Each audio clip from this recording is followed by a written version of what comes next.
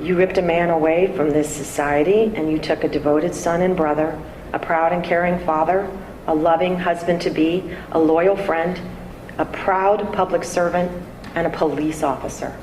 And by all accounts, a great police officer. I have been part of the justice system for many years, 28 to be exact. I have been involved in my fair share of murder cases as an attorney and as a judge. These cases bear many similarities: a wrongful act, the loss of a loved one, and 2 grieving families. While not personally involved or acquainted with either of these families aside from this case, I can tell you, I feel their grief. I can see and feel the grief of the Weinbrenner family. Likewise, I feel the grief of your family. No one talks much about the offender's family, but I want them to know I see their grief too. I heard it in the mitigation hearing. I'm sure Justin's family did too. But this case is different. And it is not different for me for the reason you might think. It is not different because Justin Weinbrenner was Akron police officer Justin Weinbrenner. It is different because of the way in which Justin died. I am sure that the values taught to Justin in the police department about sacrifice and service came into play that night. Justin's training was ignited, and the desire to protect others overtook him, I am sure. His is a death the likes of which I have never seen in all my 28 years of working in our justice system. While the homicidal act that you committed was senseless, Justin's death was not. It was sacrificial. Justin laid down his life for his friends. And there is no greater act of love than this.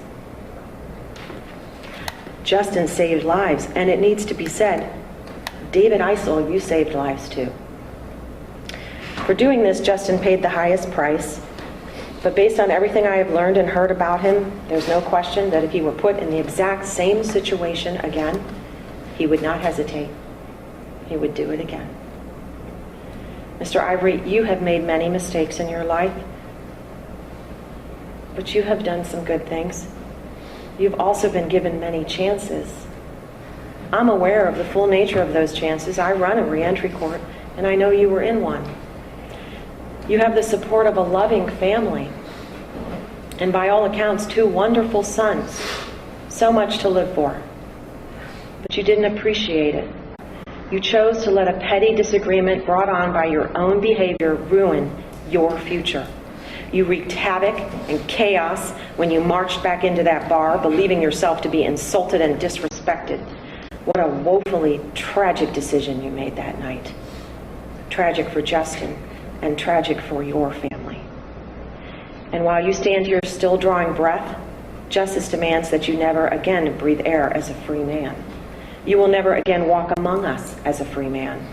You will spend your days and nights surrounded by countless other prisoners bound by the fateful choices they have made in their lives. You will die in prison. And while you may be feeling sorry for yourself, remember, you can write to and call and speak with your family.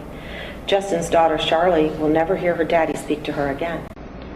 You can make friends and smile and talk and socialize. Justin's smiles and hugs, which we all witnessed him give to others as he entered Papa Don's that night on the video, they are no more.